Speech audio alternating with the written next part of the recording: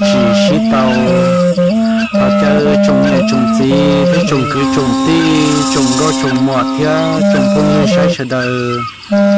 họ chơi mấy lòng nông nhặt tam lại đời nó sợ chúa tàu dùng trả lò bé xí trong nông